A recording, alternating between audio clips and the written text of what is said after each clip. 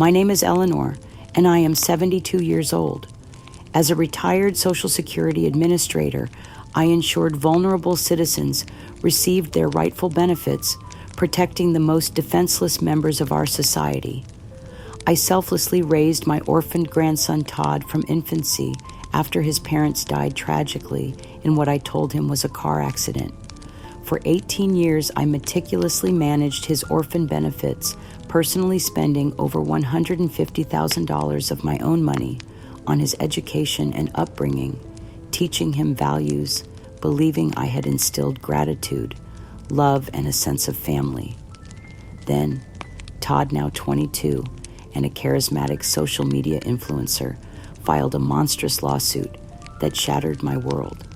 He publicly demanded $100,000 as compensation for lost youth expenses, alleging I had embezzled his orphan benefits for my own gain.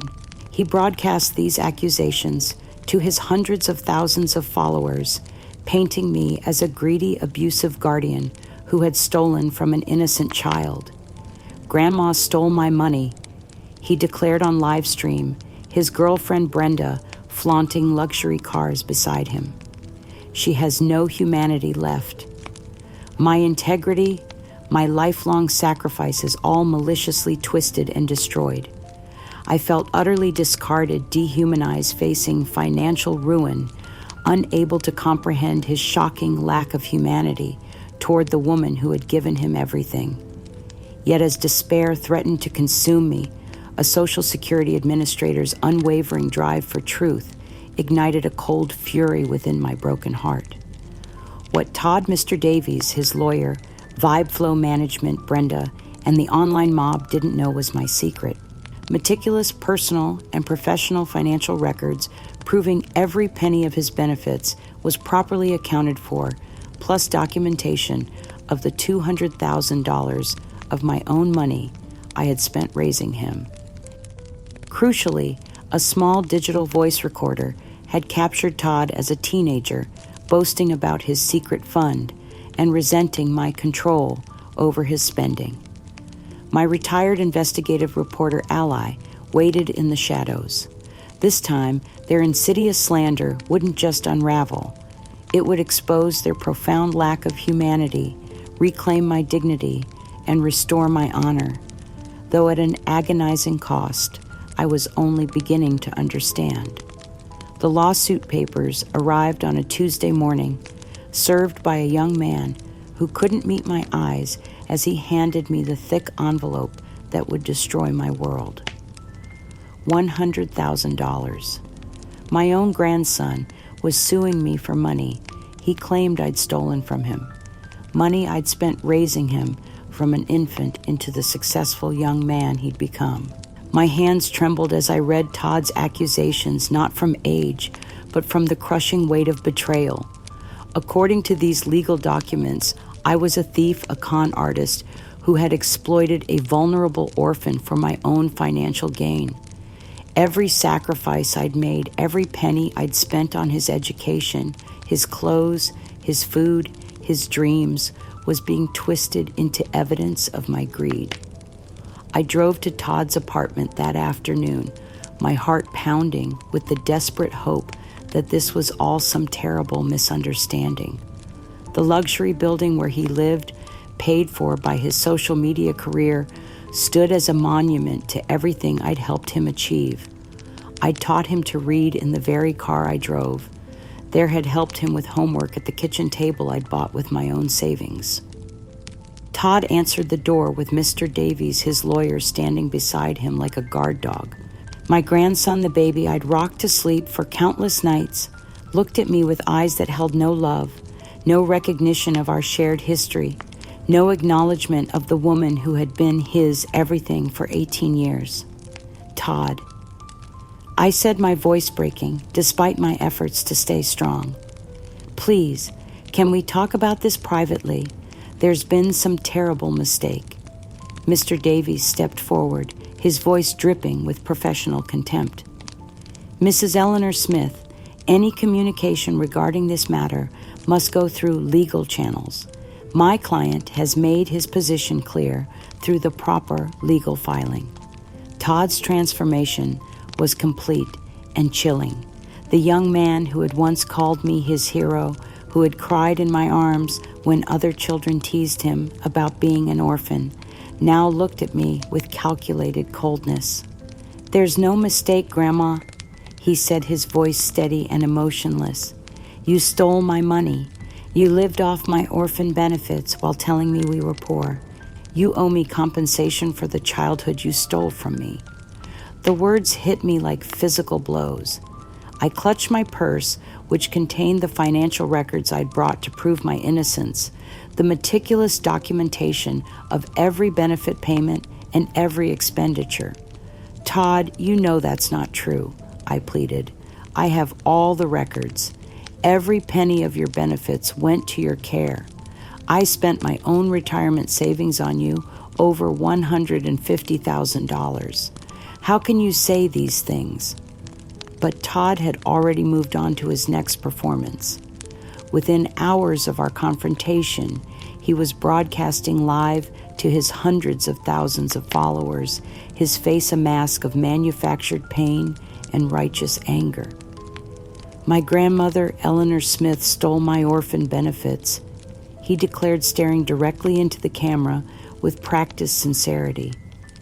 "Over $100,000 that was meant to help me after my parents died. She lived off my money while I struggled, while I went without, while she convinced me we were barely getting by. I'm suing her for youth expenses for compensation for the childhood she stole from me. She has no humanity left. She's a greedy old thief who has lost her mind and forgotten what love means." The comments poured in, immediately hundreds of his devoted followers expressing outrage and support. "Sue her, make her pay. Grandma is a thief." The hatred was immediate and overwhelming. A digital mob armed with my name and address, ready to destroy me, based on nothing more than Todd's lies. Mr. Davies appeared on local news that same evening, his statement calculated to inflict maximum damage to my reputation. My client, Mr. Todd Smith, seeks justice for 18 years of alleged financial abuse and emotional neglect. This is a clear case of elder exploitation in reverse, where a trusted guardian has systematically stolen from the very child she was supposed to protect. Elder exploitation in reverse. The phrase was designed to make me sound like a monster, a predator who had targeted an innocent child for financial gain. The irony was devastating. I, who had spent my career protecting vulnerable people from exactly this kind of exploitation, was now being accused of the very crimes I'd fought against. Brenda Todd's materialistic girlfriend added her own cruel touch to the campaign. She posted photos of herself and Todd in luxury cars, designer clothes, and expensive restaurants with captions that cut me to the bone, finally getting what's owed. Old money, new life, or pay up grandma, justice for Todd. The images showed them living the kind of lifestyle I'd never been able to afford, even when I was working full-time. They were flaunting wealth while claiming I'd stolen from them, displaying the very affluence that proved Todd's claims of childhood poverty were fabricated lies. VibeFlow Management, Todd's influencer agency, issued a public statement praising his bravery in speaking his truth and standing up to family exploitation. They were turning my grandson's betrayal into a brand opportunity, monetizing our family's destruction for clicks and engagement. The online mob that formed around Todd's story was relentless and cruel. They found my social media accounts, my phone number, my address. Orphan exploiter, they called me. Child abuser. Greedy grandmother. The messages filled my inbox, my voicemail, my mailbox. Strangers who knew nothing about me or my life were calling for my destruction based solely on Todd's fabricated narrative. Mr. Davies filed for a public injunction to freeze my remaining bank accounts and assets, citing my ongoing fraud and threat to public trust. The legal system I'd served faithfully for decades was now being weaponized against me. My own career in government service twisted into evidence of my supposed criminal expertise. Todd escalated his demands through social media, each post more outrageous than the last. He wanted a public apology broadcast to all his followers.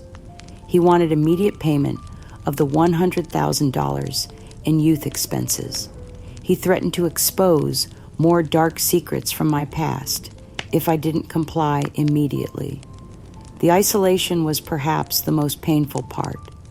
Friends who had known me for decades began to distance themselves, unwilling to associate with someone accused of such horrific crimes. My phone rang less and less frequently. Invitations stopped coming. The woman who had once been respected in her community was now a pariah, avoided and whispered about wherever she went. But even as my world crumbled around me, my professional instincts remained sharp.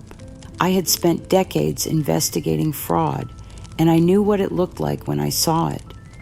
Todd's story had inconsistencies, gaps that didn't align with the truth I knew. His sudden wealth, his girlfriend's expensive lifestyle, his agency's immediate support for his claims, none of it made sense if he'd truly been a victim of financial abuse.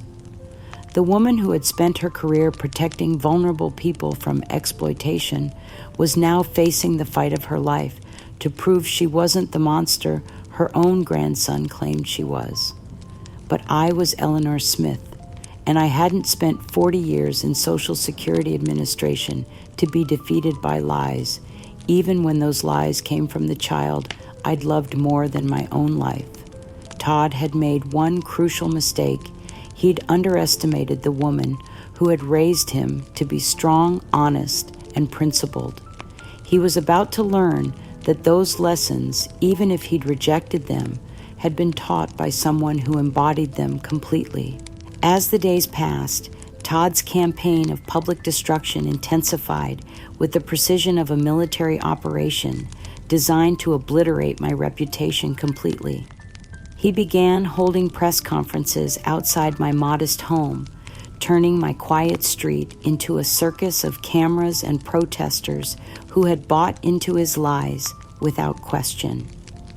"Look at this house," Todd declared, gesturing dramatically at my small 2-bedroom home where I'd raised him. "This is where my grandmother lives in luxury, bought with my stolen orphan benefits, while she convinced me we were poor. She told me we couldn't afford new clothes, couldn't afford school trips, couldn't afford the things other children had. Meanwhile, she was living like a queen off my suffering." He presented doctored images that made my humble home appear grander than it was, using camera angles and digital manipulation to transform my modest dwelling into what looked like a mansion. Side by side with photos of his current extravagant lifestyle, the images told a story that was completely false but devastatingly effective. The protesters who gathered outside my home believed every word. They held signs calling me a child thief and an orphan exploiter. They chanted slogans demanding I pay back what you stole. Some nights I couldn't sleep for the sound of their voices outside my windows, calling for justice for crimes I'd never committed. Todd's demands became increasingly outrageous. He wanted access to my personal journals, claiming they contained evidence of my guilt. He wanted detailed financial records from my entire career, suggesting I'd been stealing from vulnerable people for decades. He was systematically trying to destroy not just my current life, but my entire professional legacy. It was during one of these relentless attacks that I made a discovery that chilled me to the bone. While reviewing old financial records to prepare my defense, I found evidence that Todd had been manipulating his orphan narrative for years, long before this lawsuit began. Social media posts from his college years showed him leveraging his tragic backstory for sympathy and financial gain. "Poor orphan boy needs help with tuition," read one GoFundMe campaign that had raised thousands of dollars from sympathetic strangers. Grandmother can't afford to help, claimed another fundraising post, even though I'd been paying his full tuition with my retirement savings at the time. The realization hit me like a physical blow. Todd's grief, his struggle, his claims of poverty and abandonment, all of it was fabricated. He had been using his parents' death as a tool for manipulation since he was old enough to understand its value. His profound lack of humanity wasn't a recent development born of desperation. It was a deep-seated pathology that had been growing for years. As this terrible truth settled into my consciousness, my mind drifted to the secret I'd carried for over 2 decades, the sacrifice I'd made to protect Todd from a truth I thought would destroy him. Now, as he tried to destroy me, the irony of that protection felt like a cosmic joke. Todd's biological parents hadn't died in a simple car accident, as I'd always told him. The truth was far more complex and devastating than a young child could have understood.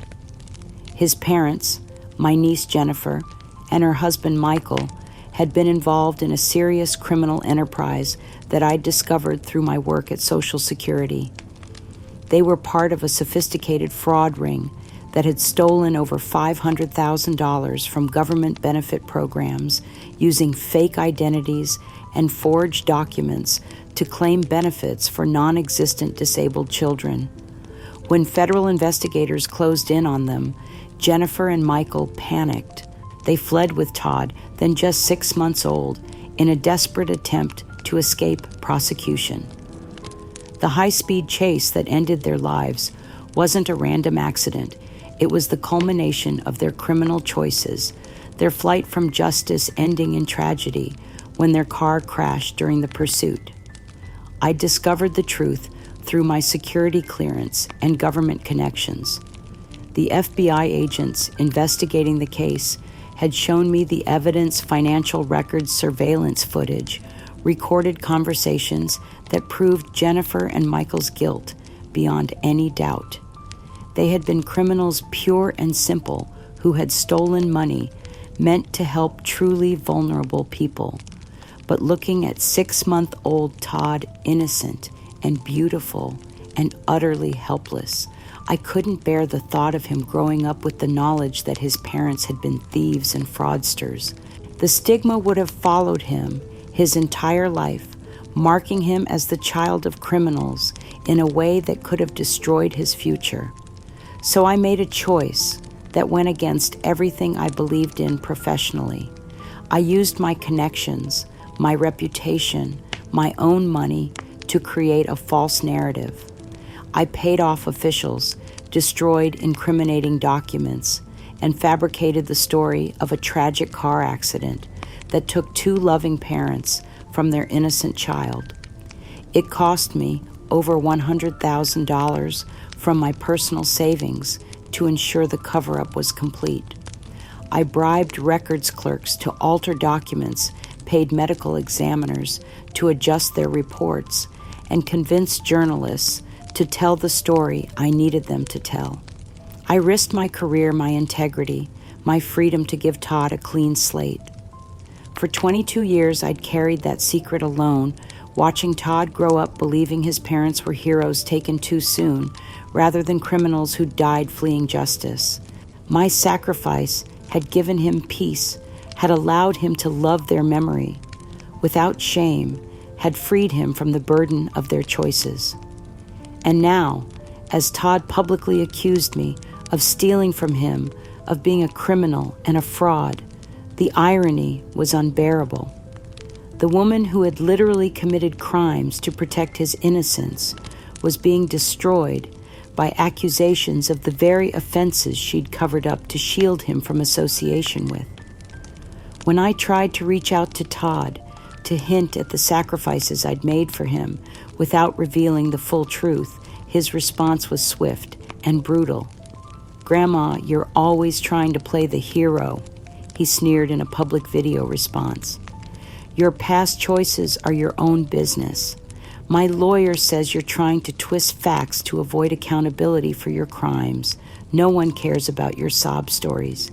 Pay me what you owe me or face the consequences. Brenda, his girlfriend, added her own cruel commentary on social media. Some people just can't accept reality.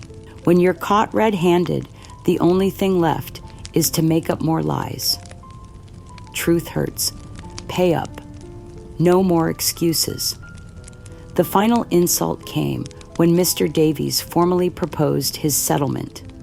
Eleanor must immediately transfer $500,000 to Todd, publicly apologize for mismanaging his funds, and relinquish all rights to her pension in return for Todd graciously dropping the lawsuit and not pursuing criminal charges. $500,000, more than my entire net worth, more than I'd earned in years of dedicated service. They wanted to strip me of everything: my savings, my pension, my dignity, my reputation, while portraying their theft as mercy. "This is a generous offer," Mr. Davies announced publicly.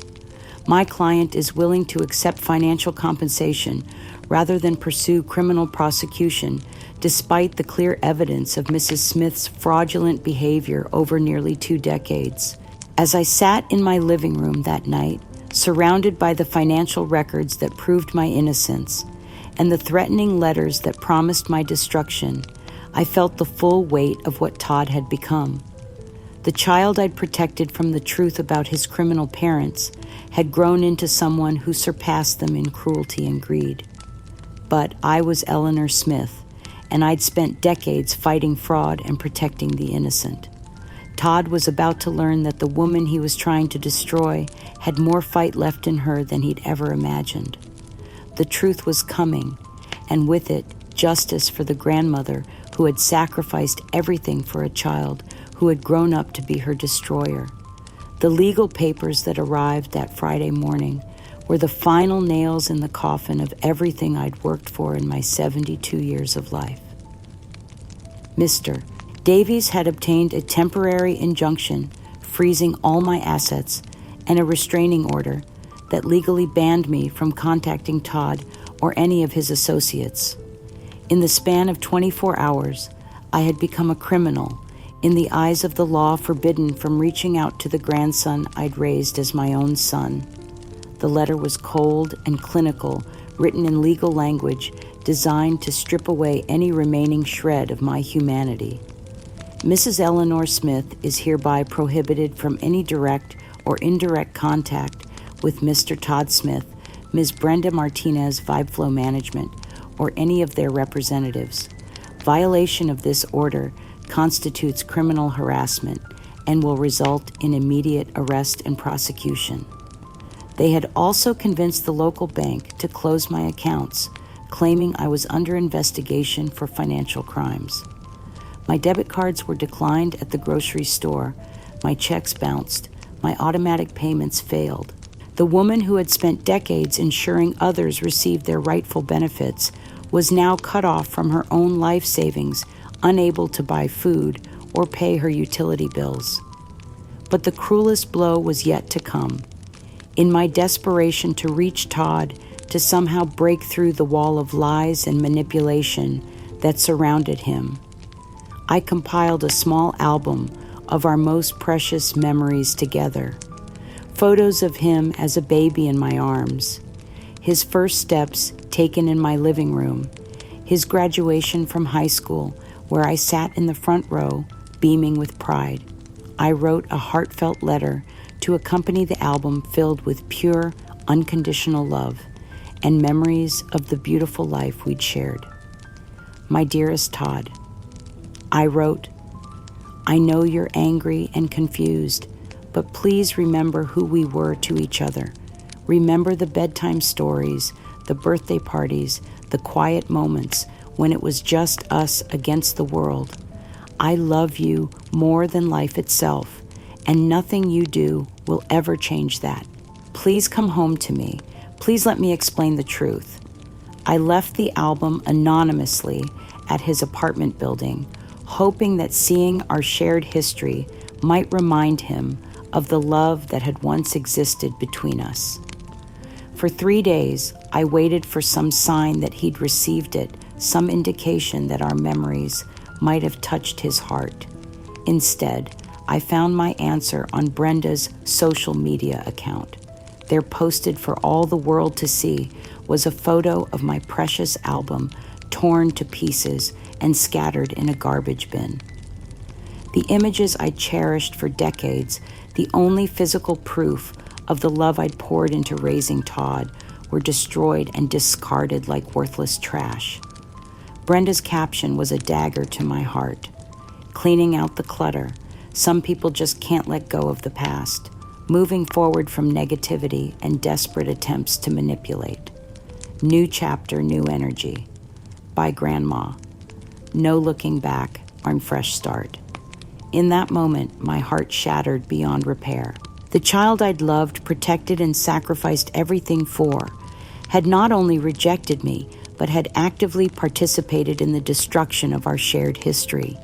Every birthday party I'd thrown him, every scraped knee I'd bandaged, every nightmare I'd chased away, all of it meant nothing to him now. I was nothing to him now. Todd's final message came as a brief, chilling text that somehow reached me despite the restraining order. Consider this closed, Grandma. You lose. Don't contact me again. Ever. You're causing too much trouble with your lies.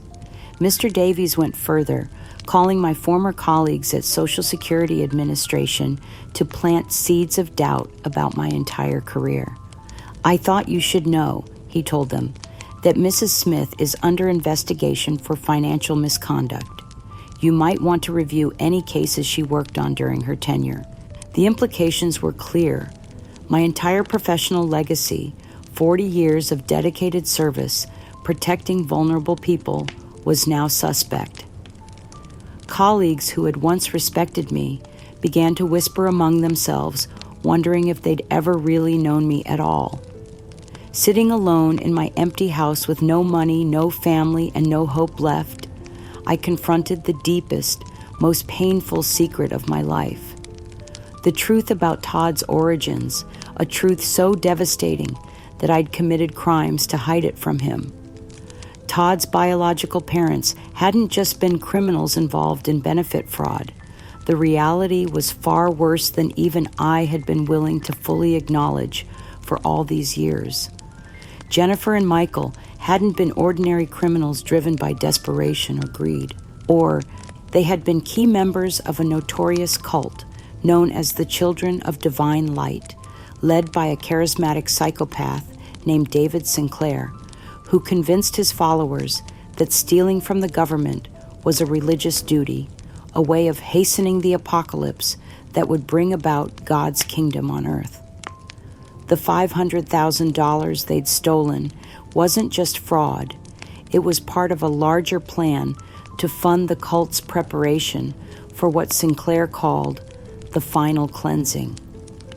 The FBI had been tracking the cult for months, building a case that would have exposed not just the financial crimes, but the physical and sexual abuse of children within the compound, the stockpiling of weapons, the plans for a mass suicide that would have killed dozens of innocent people.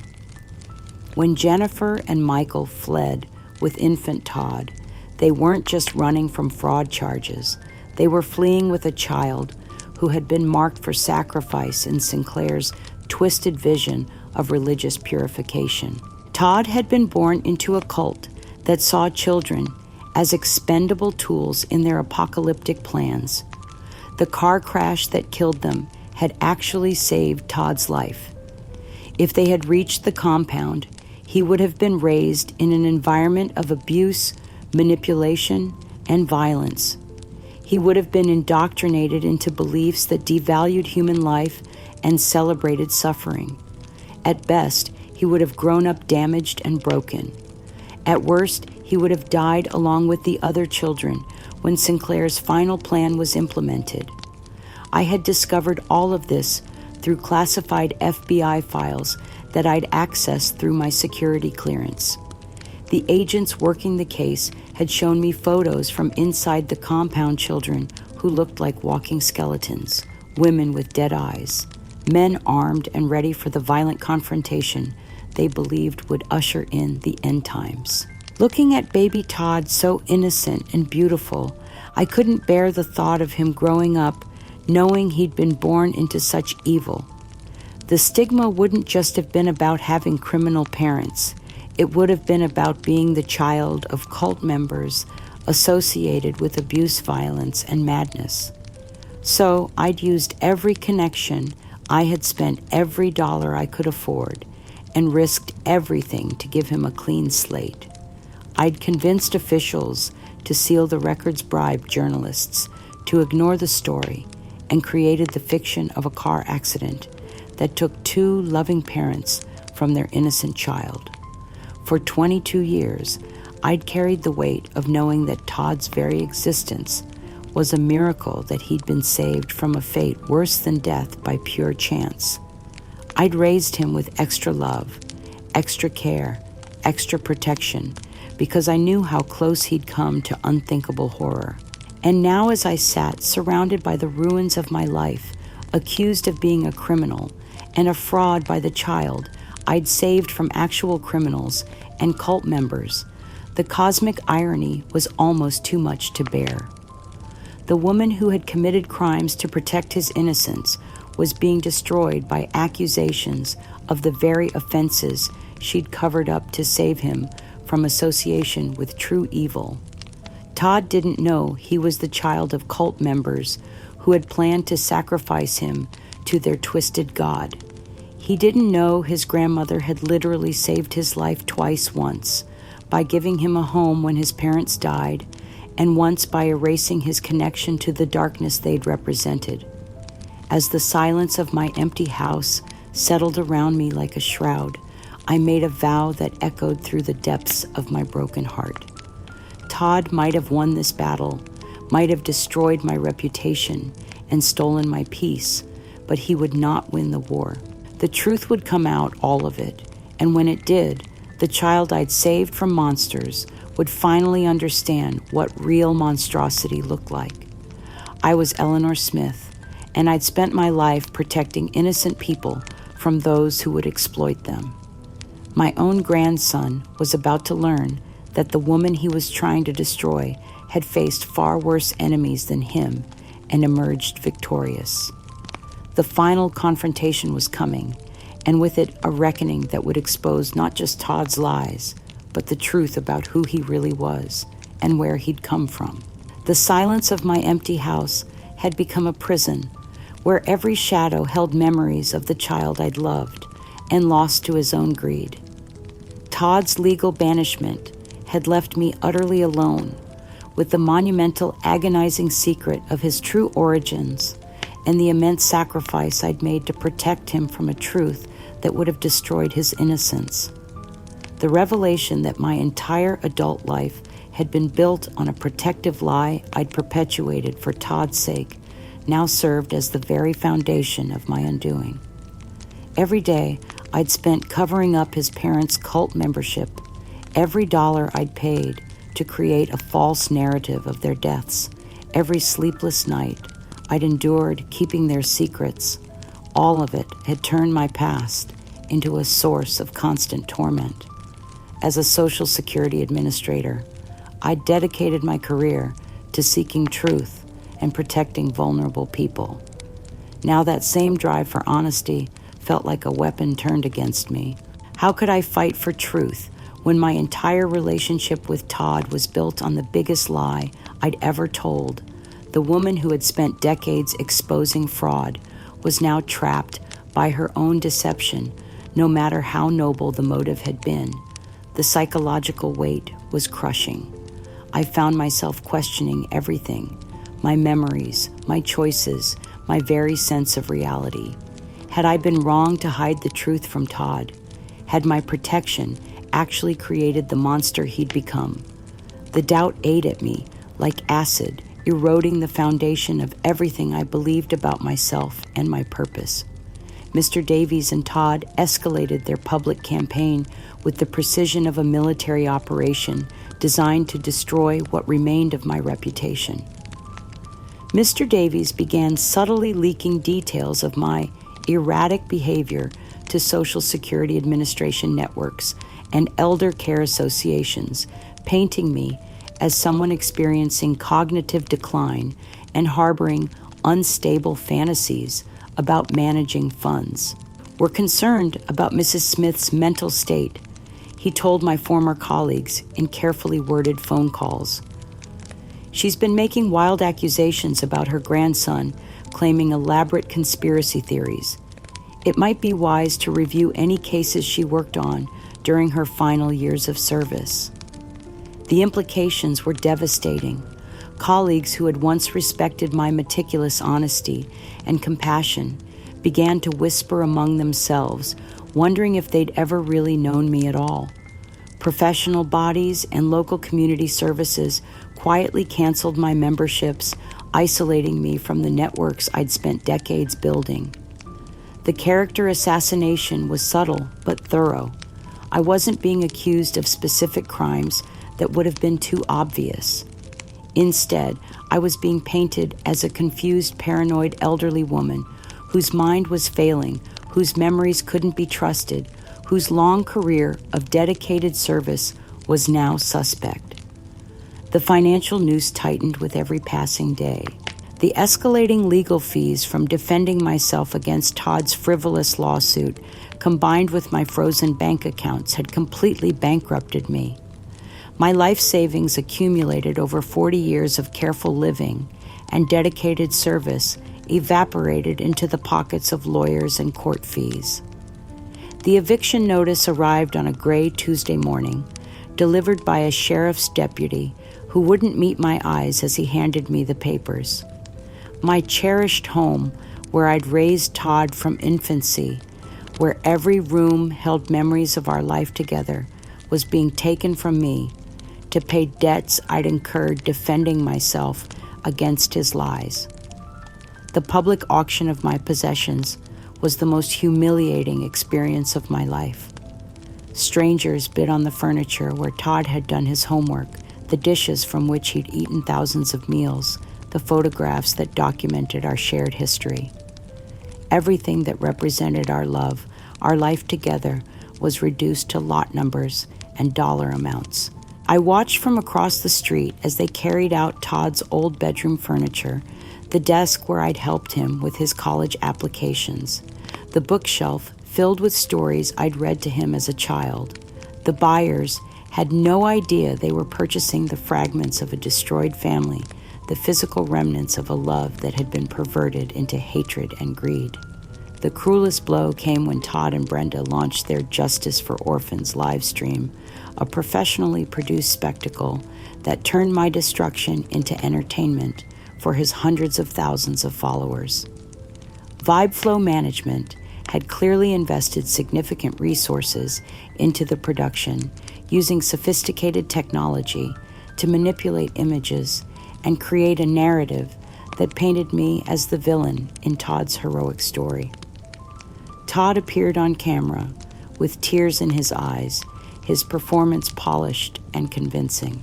I want to speak for all the orphan children who've been exploited by the people who were supposed to protect them, he said, his voice breaking with manufactured emotion. My grandmother stole my benefits, lived off my suffering, and convinced me I was the problem when I questioned her. But I'm not alone. There are thousands of us out there, and it's time we spoke our truth. The manipulated photos were devastating in their effectiveness. Images of Todd as a child, carefully edited to make him look more neglected and desperate than he'd ever been, contrasted with staged photographs that made my modest lifestyle appear lavish and excessive. They'd even altered old family photos to make me look cold and distant, using technology to rewrite our history in real time. The comments poured in from his devoted followers, a digital mob armed with righteous anger and a complete misunderstanding of the truth. Sue her for everything. Make her pay. Orphans deserve justice. The hatred was immediate and overwhelming. Thousands of strangers calling for my destruction, based on nothing more than Todd's fabricated narrative. But in my darkest hour, when I was contemplating giving up entirely, a lifeline appeared from an unexpected source. Margaret Chen, a former Social Security trainee I'd mentored 30 years ago, reached out to me through a carefully worded email that somehow bypassed the digital surveillance surrounding my communications. Mrs. Smith, she wrote, "I don't believe a word of what they're saying about you. You saved my career when I was a young woman making mistakes, and you taught me what integrity really means. I'm now a respected leader in elder financial protection, and I want to help you fight this battle. You have allies you don't even know about." Margaret's support came with more than just words. She connected me with a network of retired legal professionals who specialized in elder fraud and defamation experts who understood the sophisticated nature of the attack being mounted against me.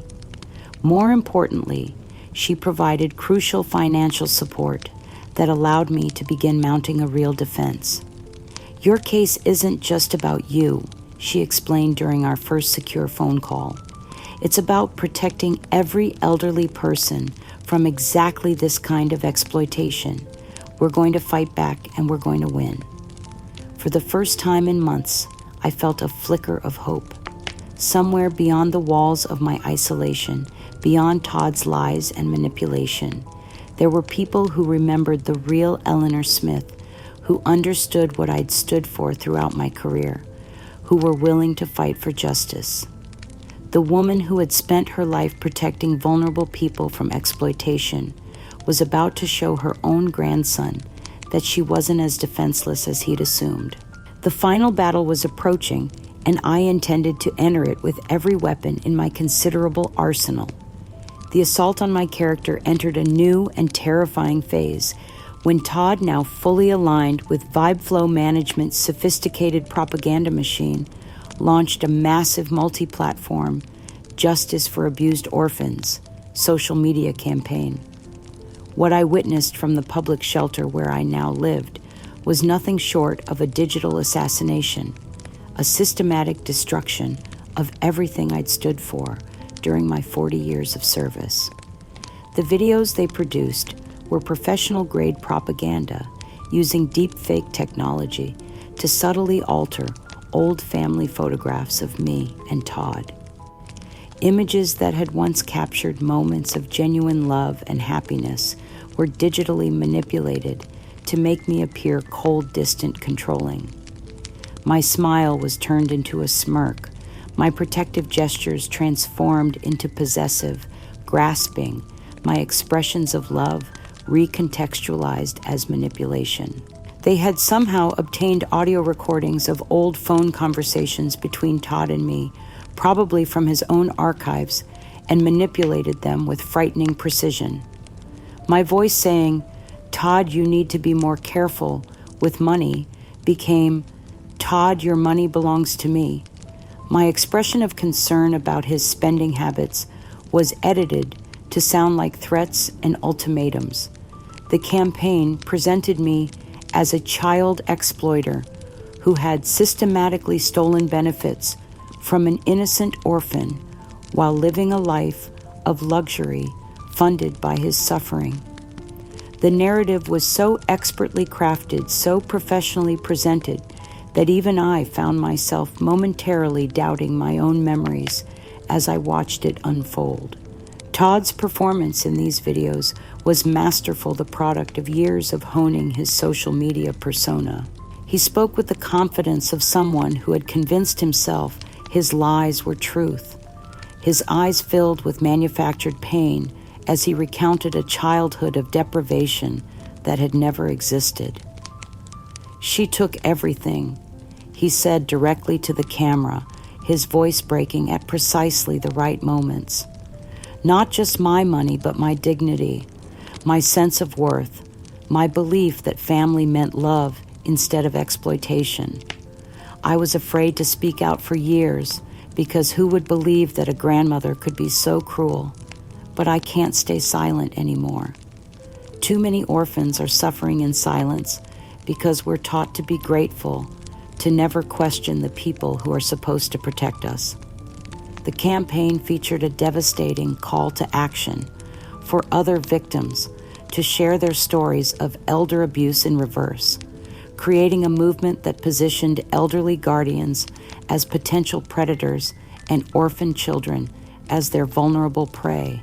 The comment sections filled with fabricated stories that mirrored Todd's narrative, either from his followers seeking attention or from people VibeFlow had hired to amplify the message. The interviews Todd gave to sensationalist online news channels were particularly painful to watch. He presented himself as a brave survivor who had exposed corruption in the guardianship system, subtly mocking my meticulous record-keeping as a way to hide inconvenient truths behind bureaucratic complexity. My grandmother was very good at making her theft look legal, he explained to one interviewer. She understood the system, knew how to manipulate paperwork, and create false documentation. That's what made her so dangerous. She didn't just steal my money, she stole my faith in the very institutions that were supposed to protect people like me. Learning about the viral campaign from Margaret Chen, my former trainee, was like watching my own public execution. She had managed to access a computer at the shelter and showed me the extent of the digital mob that had formed around Todd's lies. The sight of my life's work being systematically dismantled and publicly mocked by my own grandson was almost unbearable. This was the child I'd rocked to sleep, whose nightmares I'd chased away, whose future I'd protected with crimes I'd committed against my own moral code. Now he was celebrating his justice, built on monstrous lies, smiling as he destroyed the woman who had sacrificed everything for his well-being. I sat in the crowded shelter common room, surrounded by strangers who were living their own struggles, watching Todd's face fill the computer screen as he accepted praise for his courage in speaking out against elder abuse. The irony was so profound, it felt like being stabbed repeatedly in the heart. Brenda's participation in the campaign added a layer of cruelty that took my breath away. She actively promoted the Justice for Orphans narrative while simultaneously flaunting the luxury lifestyle she was now living, funded by the very benefits Todd claimed I had stolen. Her social media posts showed designer handbags, expensive vacations, and gourmet meals, all captioned with messages of triumph and vindication. Finally getting what's owed, she posted, alongside a photo of herself in a new sports car, "Justice prevails when brave people speak their truth. Us orphan, justice. Finally, free." The contrast was deliberate and devastating.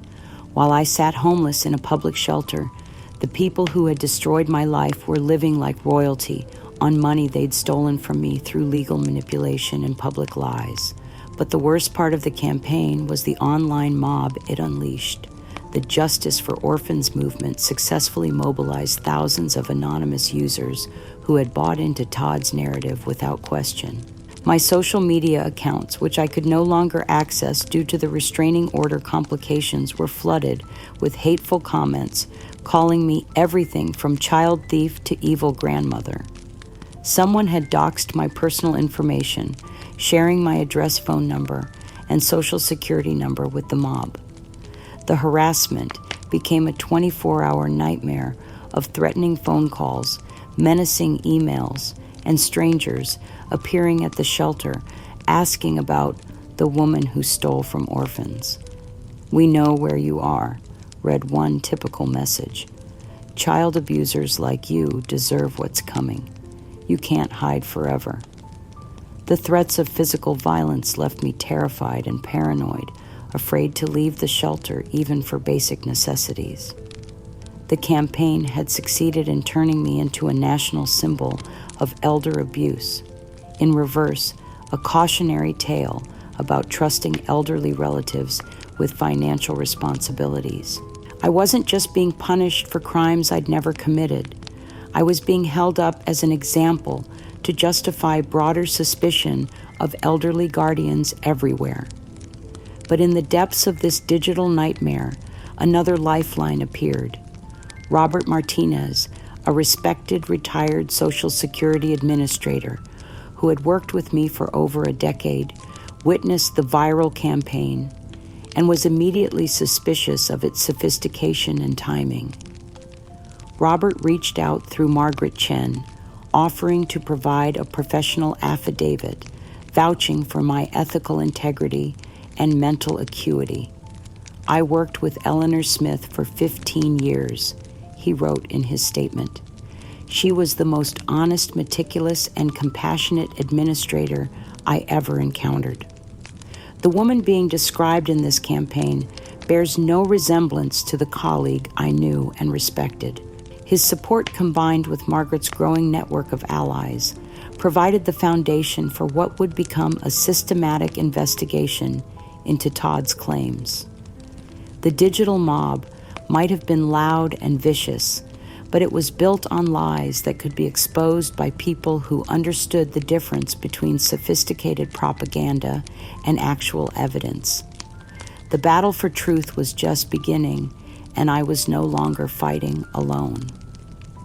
The final assault on my financial security came with the coordinated precision of a military campaign designed to leave me with absolutely nothing while enriching the very people who had already stolen my reputation and my family.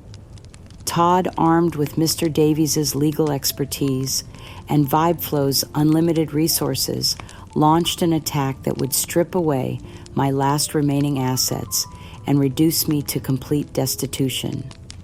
The lawsuit that arrived at the homeless shelter was beyond anything I could have imagined in my worst nightmares. $2 million. Todd was now suing me for emotional distress and damage to his reputation and future earning potential caused by my alleged harassment and financial mismanagement. The legal document was a masterpiece of psychological warfare designed to bankrupt me through legal fees even if he never won a penny in court. The accusations were elaborate and creative, painting me as a master manipulator who had systematically traumatized Todd through financial abuse and emotional manipulation. According to Mr. Davies' filing, my desperate attempts to contact Todd through the photo album constituted stalking and harassment, while my wild accusations about his character were defamatory attacks designed to destroy an innocent young man's livelihood. But the financial assault didn't stop with the lawsuit. Todd contacted my former Social Security Administration supervisors and retirement fund administrators, presenting himself as a concerned family member, worried about my declining mental state and erratic behavior. He claimed I was making dangerous financial decisions and needed to be declared incompetent to manage my own affairs. I'm worried my grandmother is being taken advantage of by unscrupulous people. He told the administrators, his voice heavy with false concern. She's been making wild accusations against family members, and I'm afraid she's not thinking clearly anymore. Maybe you should review her ability to manage her pension payments. The administrators, seeking to protect themselves from potential liability, immediately launched an investigation into my mental competency. Within weeks, they had suspended my Social Security payments and begun procedures to revoke my pension entirely. 40 years of dedicated service of protecting vulnerable people from exactly the kind of exploitation Todd was now perpetrating against me was being erased by bureaucratic fear and his carefully crafted lies. The mounting legal fees were impossible to manage when I had no income and no access to savings. Mr. Davies made sure every procedure was as expensive and complex as possible, filing endless motions and demanding extensive depositions that would have cost tens of thousands of dollars to defend against properly. The eviction from the homeless shelter came with the same cruel precision that had marked every other step of Todd's campaign. The shelter had a strict policy about residents who were involved in high-profile legal disputes, and the constant harassment from Todd's online followers had made me a liability they couldn't afford to manage. Brenda made sure local media would be present when I was removed from my last refuge, framing my homelessness as the natural consequence of my financial crimes coming to light.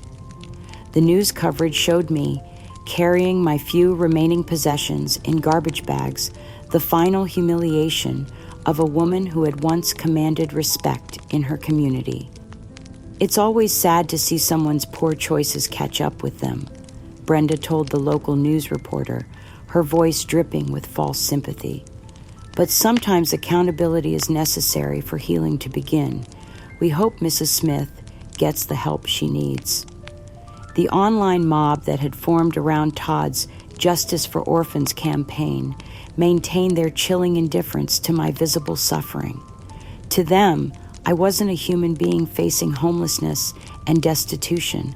I was an online villain receiving deserved justice for my supposed crimes against innocent orphans.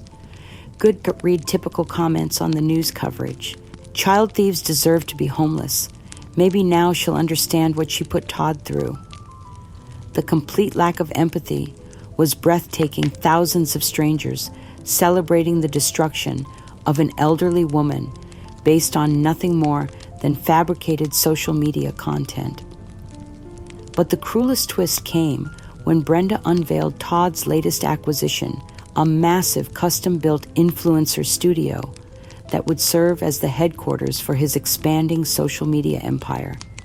The facility, worth over $300,000, had been funded entirely by the money they'd systematically stolen from me, my personal savings, my pension payments, and the orphan benefits I'd carefully managed for Todd's benefit. She dedicated the studio publicly to Todd, praising his courage and foresight in securing his future and his inspiring journey from victimhood to advocacy. The photos were everywhere, splashed across social media and local newspapers. Todd and Brenda posing with a giant ribbon celebrating the grand opening of a facility built with my life's savings. This studio represents the future of digital advocacy, Brenda announced at the ribbon-cutting ceremony. Todd's platform will help other victims find their voice and seek justice. Sometimes you have to tear down the old structures to build something meaningful and impactful. Tear down the old structures. As if my life, my career, my decades of service were nothing more than obstacles to be demolished in service of Todd's social media ambitions. They had taken my money and turned it into a monument to their own success, a permanent reminder of how completely they had erased me from existence. The stress of losing everything, of watching my life's work perverted into a tool for their enrichment, finally overwhelmed my body. The heart attack came without warning, a crushing pain that felt like my chest was being torn apart from the inside. As paramedics loaded me into an ambulance, I wondered if this was Todd's plan all along, to push me beyond the breaking point so I'd be too weak to fight back. But even as consciousness faded, my mind held onto a fragment of memory that sparked something unexpected.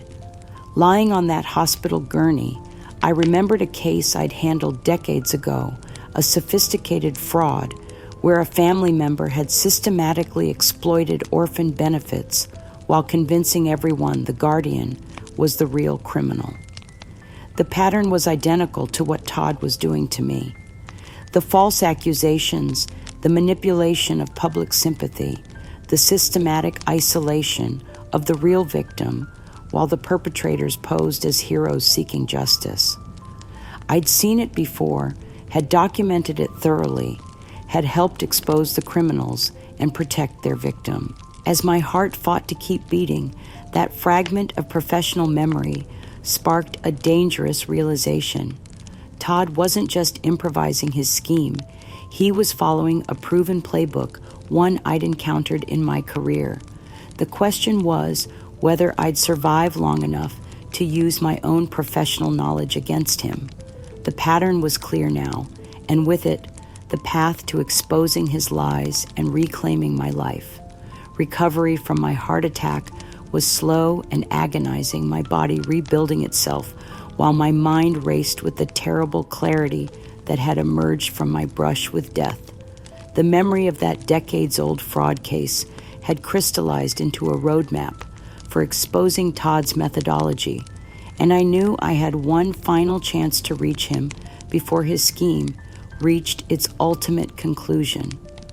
From my hospital bed, weak but determined, I decided to record a video message that would either save our relationship or provide the evidence needed to destroy his lies forever. With the help of Sarah, a compassionate nurse who reminded me of my younger self, I created what I hoped would be my grandson's moment of reckoning. "Todd," I said, looking directly into the camera despite my physical weakness, "I need you to listen to me without your lawyers or your girlfriend or your management company whispering in your ear. I have something to tell you that will change everything you think you know about our family." I played the audio recordings from my old voice recorder, Todd's teenage voice filling the hospital room with his forgotten confessions. "I hate how Grandma controls everything," his younger self said in one clip. "She keeps track of every penny like I'm some kind of criminal. When I turn 18, I'm going to make her pay for treating me like a child." The recordings painted a picture of long-standing resentment and calculated planning that contradicted his current narrative of sudden desperation and righteous anger. This wasn't a recent discovery of financial abuse. It was a years-long campaign of manipulation by someone who had always resented my careful management of his benefits. But more importantly, I spoke directly to the person I still hoped existed, somewhere beneath the monster he'd become. "I know you're angry, Todd. I know you feel I controlled too much of your life when you were young. But everything I did was to protect you from truths that would have destroyed your childhood. Your parents weren't the heroes I told you they were. They were involved in things that would have marked you for life if people had known the truth. I've carried that secret for 22 years because I loved you more than I loved honesty." I hinted at the cult connection without revealing the full horror, hoping that some part of him would remember the love that had once existed between us. "Please don't let greed and resentment destroy what we built together. Please don't let other people use your pain to profit from our family's destruction." The video was 15 minutes of raw emotion-documented evidence, and a grandmother's desperate plea for her grandson to choose love over money, truth over convenient lies. Sarah promised to deliver it directly to Todd through a secure email account, bypassing Brenda and his legal team entirely. We planned it carefully, timing the delivery for when he would be alone, when his conscience might have a chance to speak louder than his greed. But Todd's network of manipulation was more extensive than we'd realized. Within hours of Sarah sending the message, Brenda had intercepted it through her monitoring of his communications. What happened next was a masterpiece of digital distortion that left me speechless with horror. Brenda took my raw emotional plea and transformed it into the ultimate weapon against me. Using sophisticated editing software, she altered the audio to make me sound paranoid and delusional, splicing sentences together to create statements I'd never made.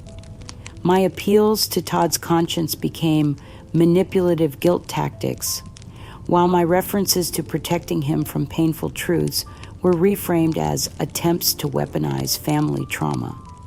The recordings of Todd's teenage resentment were dismissed as obvious fabrications, while my pleas for reconciliation were transformed into evidence of stalking behavior and continued harassment, despite the restraining order.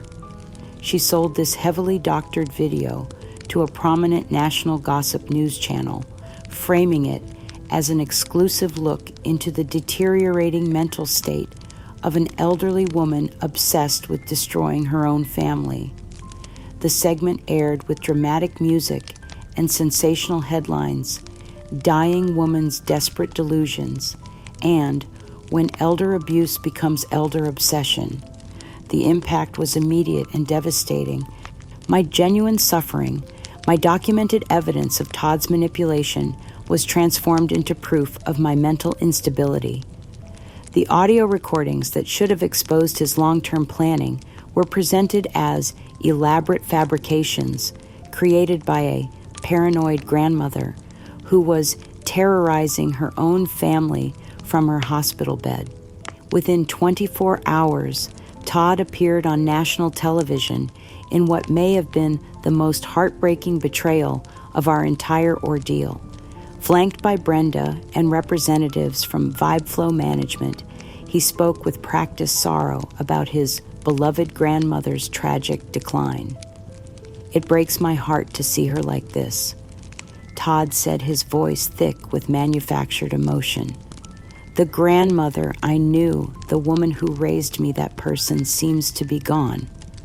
What we're dealing with now is someone who's become obsessed with destroying the people who are trying to help her heal. He brought Brenda on camera for maximum emotional impact. My tormentor coached to perfection as she looked directly into the lens with practiced concern. We just want Mrs. Smith to get the professional help she desperately needs, Brenda said, her voice trembling with false sincerity. It's heartbreaking to watch someone you love become someone you don't recognize. But we have to think about what's best for her, even if she can't understand that right now. Vibe Flow Management appeared in supporting segments offering subtle endorsements of Todd's narrative while positioning themselves as responsible corporate citizens who supported their talent through family crises. They were monetizing our family's destruction while presenting themselves as champions of mental health awareness and elder care. The performance was flawless, a symphony of manipulation that painted them as grieving family members struggling with an impossible situation, while I was portrayed as a dangerous, delusional elderly woman who posed a threat to everyone around her. But somewhere in the darkness of my despair, another light began to shine. David Kim, a retired investigative reporter who had covered elder abuse cases for decades, had been following the story and was immediately suspicious of the sophisticated nature of the video manipulation. Working with Margaret Chen and her growing network of allies, David began a systematic analysis of the doctored video that revealed clear evidence of digital manipulation.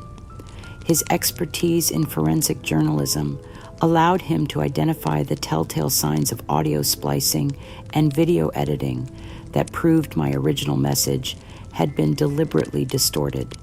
This isn't amateur hour, David explained during a secure phone call to my legal team.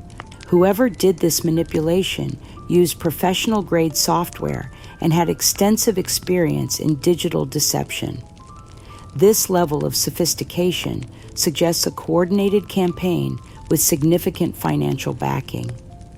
His analysis also uncovered preliminary evidence linking Todd to other fraudulent schemes, financial irregularities that suggested his Justice for Orphans campaign was just the latest in a series of manipulative money-making ventures. But perhaps most importantly, David's investigation had attracted the attention of federal authorities who specialized in social media fraud and elder abuse. The scope and sophistication of Todd's scheme had crossed legal thresholds that triggered automatic investigations by agencies with the power to expose his lies and hold him accountable. Late one night, as I lay in my hospital bed, feeling utterly defeated, a nurse slipped me a note from David. "Eleanor, we know the video was doctored. We have the evidence. Federal investigators are asking questions. Hold on just a little longer." The message was brief, but it carried the weight of hope. Somewhere beyond the walls of my isolation, beyond Todd's lies and manipulation, real investigators were assembling the truth piece by piece. The same professional expertise that had once been my career was now being used to expose the fraud being perpetrated against me. The public humiliation was devastating, but it had also exposed Todd and his conspirators to scrutiny from experts who couldn't be bought, manipulated, or intimidated. Their overconfidence, their willingness to take their deception to a national stage, might finally be the mistake that brought them down.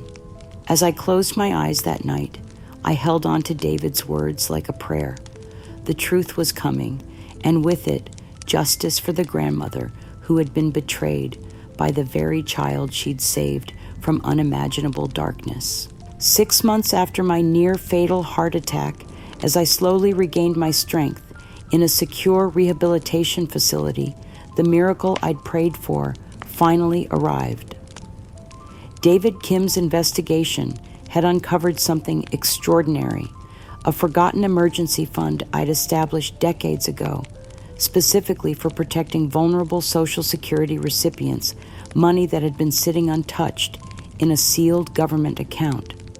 Combined with donations from Margaret Chen's network of former colleagues who refused to believe the lies about my character, there was enough money to hire the legal team I desperately needed. Within days, we launched a massive federal civil and criminal lawsuit against Todd Brenda and their entire network of conspirators for fraud, elder abuse, and defamation. The case immediately attracted global attention, not just because of the viral videos that had painted me as a delusional elderly woman, but because it represented something larger, the systematic abuse of elderly people by those who should have protected them, amplified by social media manipulation and modern technology. The courtroom was packed on the day that would either vindicate me completely or seal my fate forever. Cameras from major news networks focused on the proceedings, broadcasting live to millions of viewers around the world. I sat with my legal team, my hands steady, now that I had allies fighting beside me, watching as my attorney prepared to present the evidence that would expose Todd's crimes. Your Honor, my attorney announced, we would like to present audio evidence that will demonstrate the systematic fraud and elder abuse perpetrated against Eleanor Smith by her own grandson and his conspirators. The silence in the courtroom was absolute as the first recording began to play. My old voice recorder, the small device I'd kept for documenting important conversations during my career, had captured everything with crystal clarity. Todd's voice filled the courtroom, young and arrogant, bragging to someone on the phone about his plans for my money. The timestamp showed it was from 3 years ago, long before he'd gone public with his accusations. "Yeah, Grandma's got way more money than she lets on," Todd's recorded voice said with chilling casualness. "She's always talking about being careful with spending, but I've seen her bank statements. Over $300,000 just sitting there, plus those orphan benefits she controls. When I turn 21, I'm going to make her pay for treating me like a child all these years." The voice on the other end was clearly Brenda's, even before she'd become his girlfriend. How easy would it be to get access to that money? Could you make her look incompetent or something? Todd laughed a sound that chilled me to the bone, even now. Easy.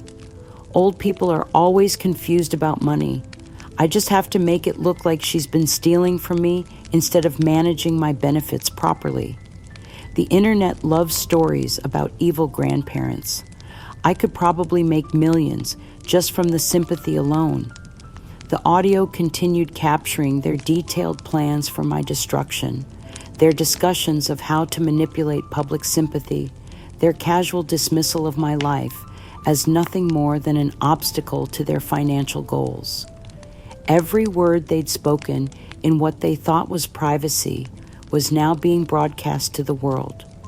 I watched the jury's faces change as they listened, horror and disgust replacing any sympathy they might have felt for Todd.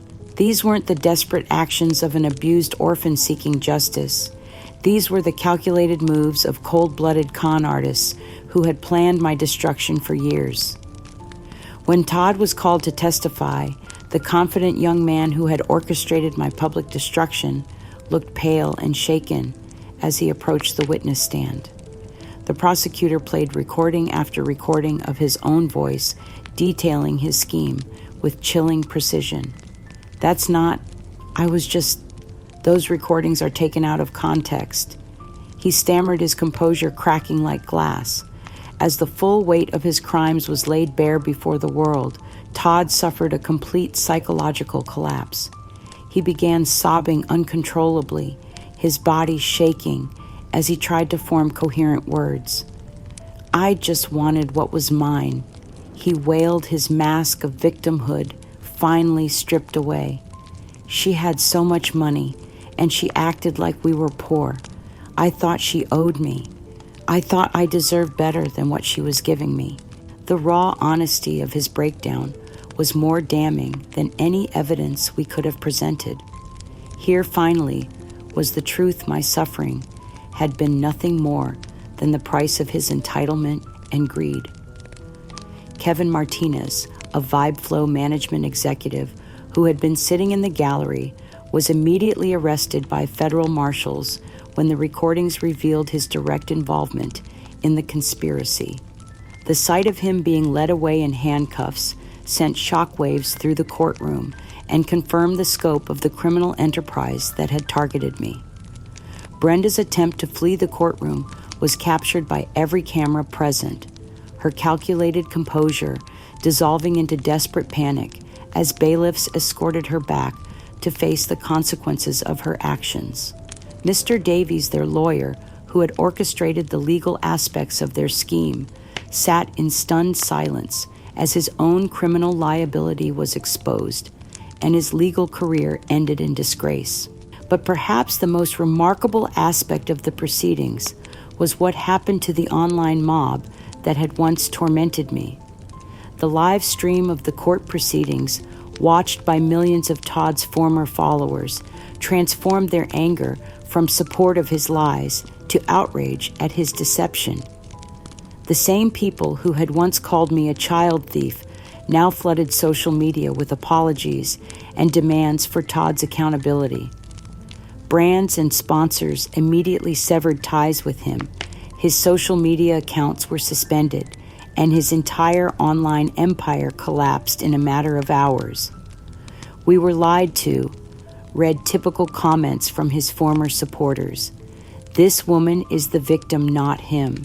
How could we have been so wrong? The digital mob that had once been weaponized against me was now calling for justice on my behalf. As the judge prepared to deliver his verdict, I reflected on the journey that had brought us to this moment. The truth had finally been revealed, but at such a terrible cost. A family had been shattered, lives destroyed, trust obliterated. Justice was coming, but it would be a bittersweet victory in a war that should never have been fought.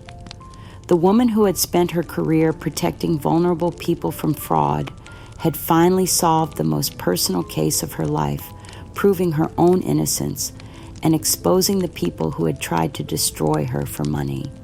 The court's verdict was swift and uncompromising, a complete vindication that echoed through every corner of my shattered life. Judge Patricia Williams delivered her ruling with the gravity befitting such a profound betrayal of family trust and exploitation of public sympathy. This court finds the defendants guilty of multiple counts of wire fraud, elder abuse conspiracy, and defamation. She announced her voice, carrying the weight of absolute authority. The evidence presented demonstrates a calculated, systematic campaign to defraud Eleanor Smith, a woman of impeccable character and distinguished service, while simultaneously exploiting public sympathy through sophisticated manipulation of social media platforms. Todd received a sentence of 5 to 10 years in federal prison for his primary role in the fraud, along with the complete dismantling of his online empire and forfeiture of all assets obtained through his crimes.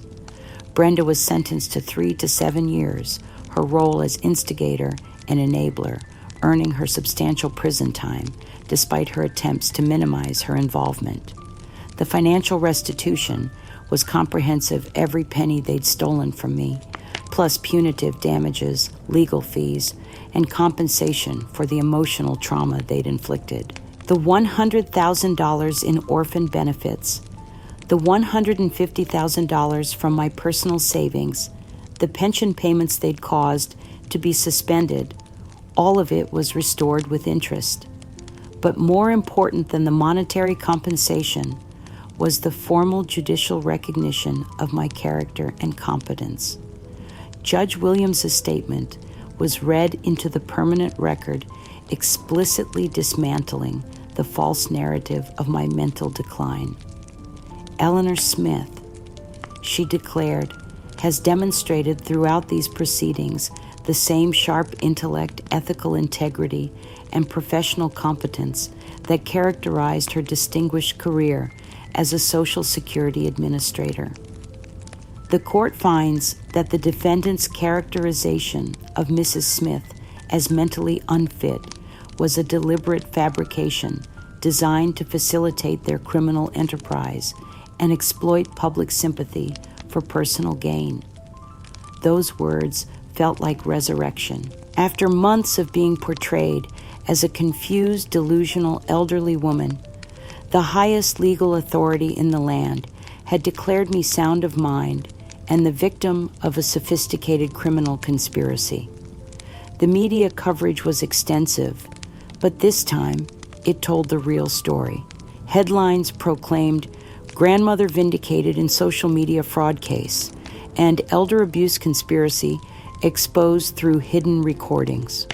The same news outlets that had once presented me as a cautionary tale about elder mental decline now celebrated my courage in fighting for justice. From his prison cell, Todd sent me a rambling, desperate letter that revealed the true depths of his brokenness.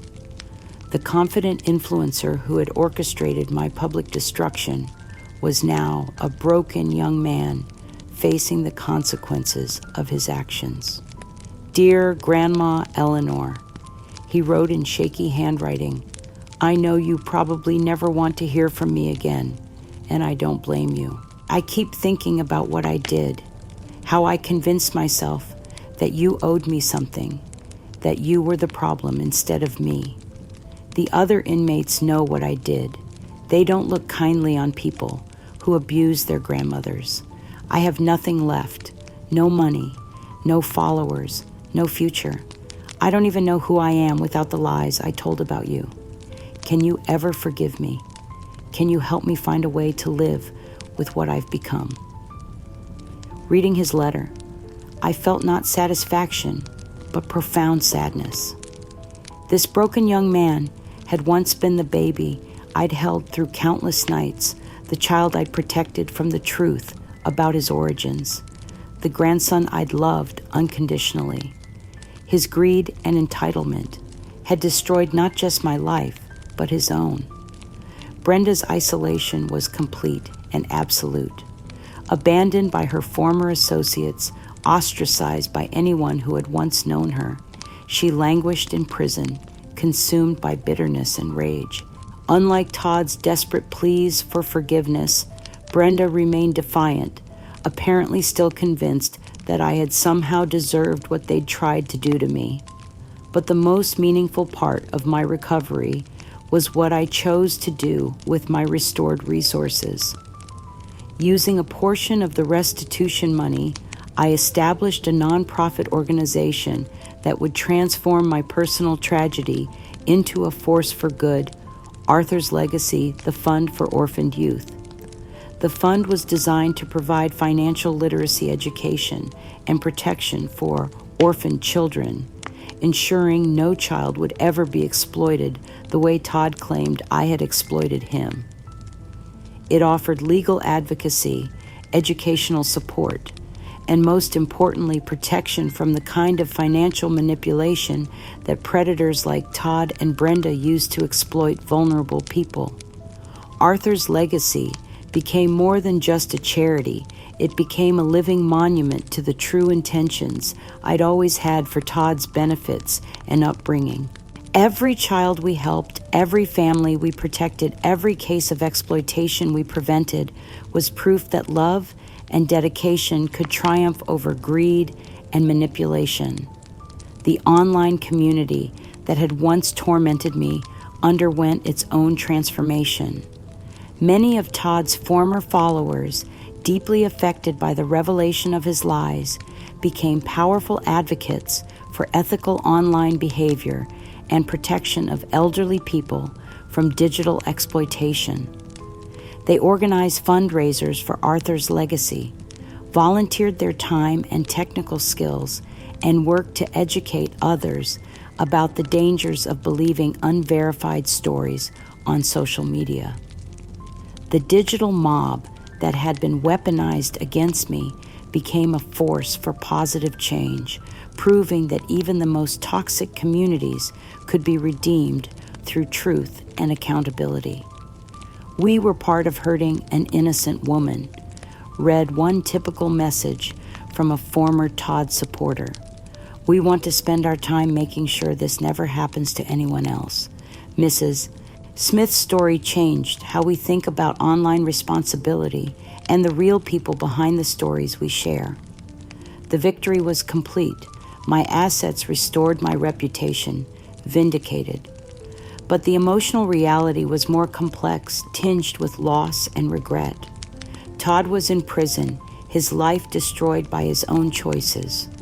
The relationship I'd cherished for 22 years was gone, replaced by a cautious correspondence between a grandmother and the criminal who had once been her beloved grandson.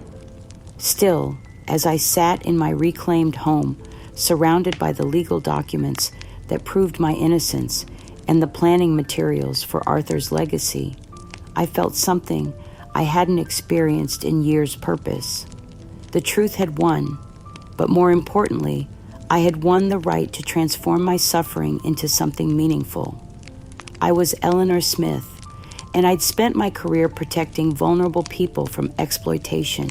My final case proving my own innocence had given me the platform to protect countless others from the same kind of betrayal I'd endured. 3 years later, I stood in my meticulously restored home office, watching the morning sun stream through windows that once again belonged to me. The woman who had been publicly destroyed by her own grandson had returned, transformed by the fire of adversity into something stronger, wiser, and more purposeful than she had ever been before. My victory was not just legal or financial, it was spiritual, a complete reclamation of my authentic self and my rightful place in the world as someone who had something valuable to offer. My home had become the unofficial headquarters of Arthur's Legacy, filled with the quiet energy of important work being done. File cabinets held case studies of families we'd helped, bookshelves displayed research on elder abuse prevention, and my walls were covered with thank you letters from orphaned children who had found protection through our advocacy. The fund had grown beyond anything I'd initially imagined. What had started as a small nonprofit focused on financial literacy had evolved into a national organization that provided comprehensive support for vulnerable populations. We offered legal advocacy, educational programs, and most importantly, protection from the kind of sophisticated manipulation that had nearly destroyed my own life.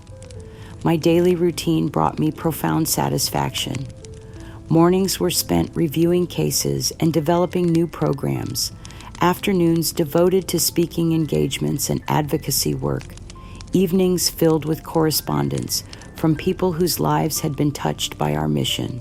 The story of my survival had resonated with thousands of people across the country who had faced similar betrayals or feared becoming victims themselves.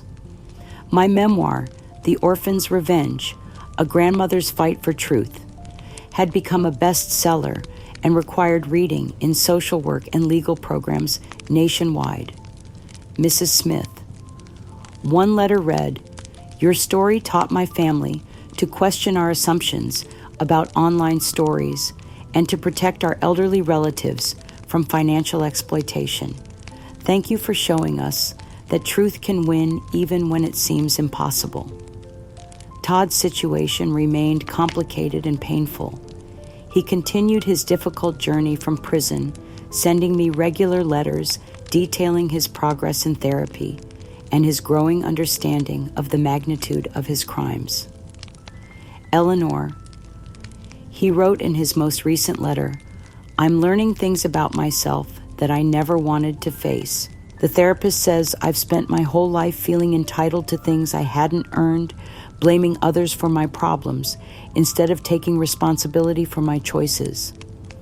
I turned you into a symbol of everything I resented about having to work for what I wanted, and I tried to destroy you rather than grow up and face my own limitations. I may never be able to make up for what I did, but I'm committed to becoming someone who would never harm another person the way I harmed you." His letters brought both pain and a strange kind of hope. The young man who had tried to destroy me was gone, replaced by someone who was finally confronting the truth about himself.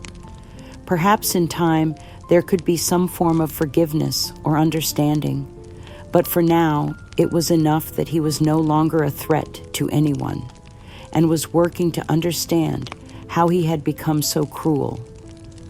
Brenda remained in isolation, her life destroyed by her own choices. She served as a stark reminder that some people choose to embrace their worst impulses rather than face the difficult work of becoming better. My greatest satisfaction came from the national platform I'd gained through surviving Todd's attack.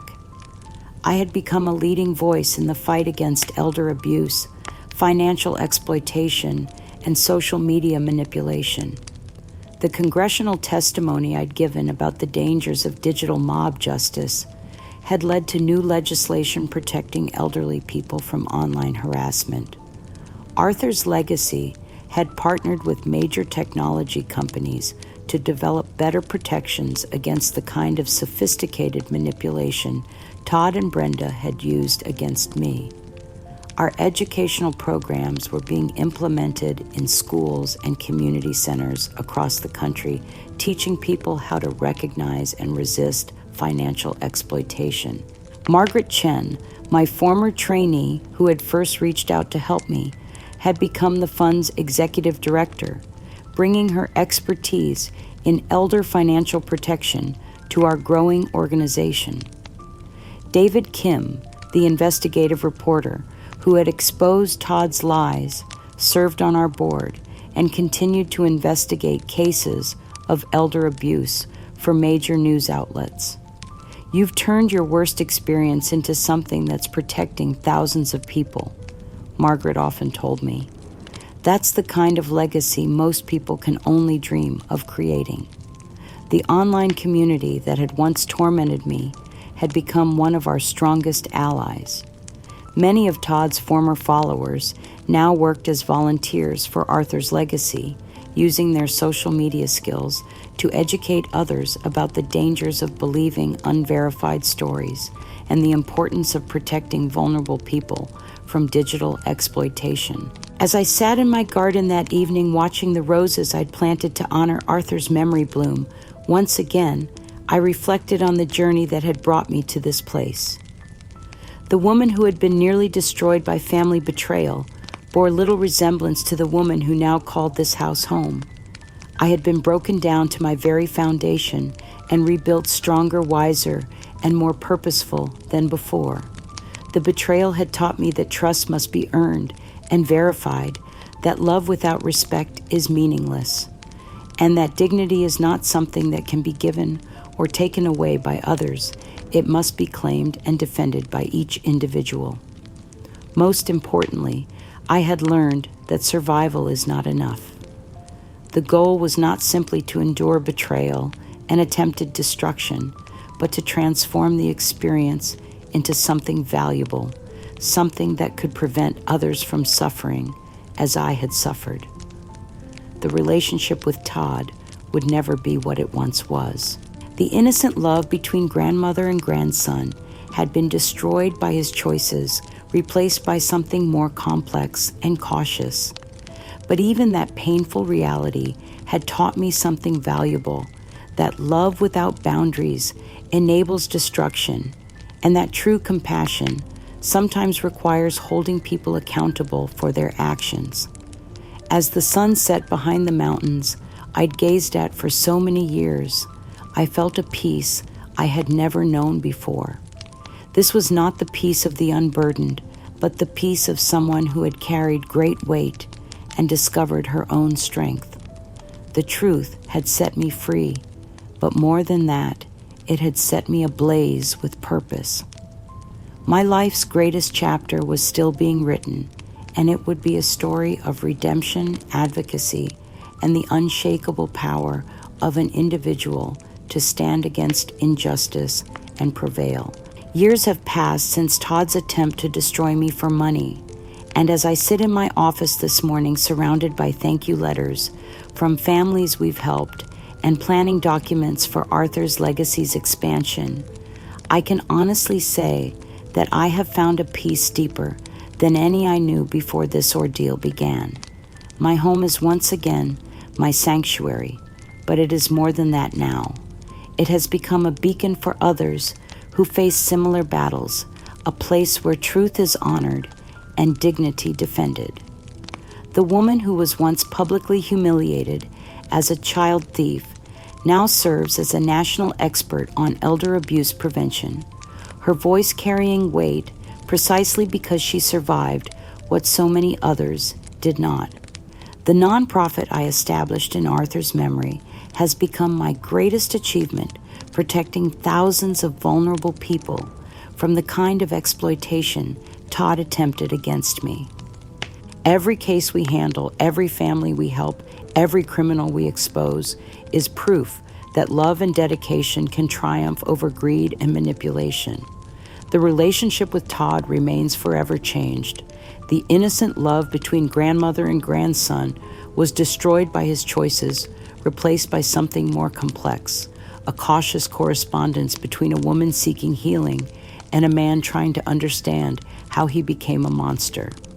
Perhaps redemption is possible, but it will take time and genuine change that may never come. The greatest lesson I learned through this nightmare is that our worth does not depend on others' recognition of it. Self-respect cannot be stolen. It can only be surrendered. I had allowed others to question my character, to manipulate my love, to reduce my life's work to a social media storyline. But in the end, the truth that mattered most was the truth I knew about myself, that I was a woman of intelligence, integrity, and strength, regardless of what others chose to believe. To those who hear my story and recognize their own struggles within it, I offer this: you are not alone.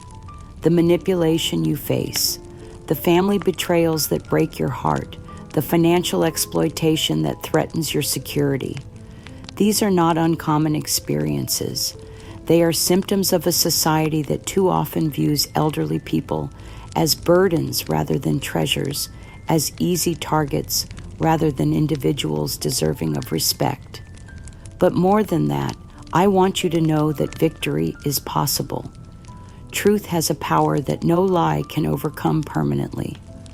Justice may be delayed, but it will not be denied to those who fight for it with courage and persistence. Your voice matters. Your experience has value. Your life has meaning beyond what others assign to it. The authentic happiness I have found is not the simple contentment of an untroubled life, but the profound satisfaction of a life reclaimed through struggle, a spirit freed through confronting harsh truths, and a legacy secured not through what was given to me, but through what I chose to make of what was nearly taken from me. That is the gift hidden within even the cruelest betrayal, the opportunity to discover who you really are when everything else is stripped away, and the chance to build something beautiful and meaningful from the ashes of what others tried to destroy.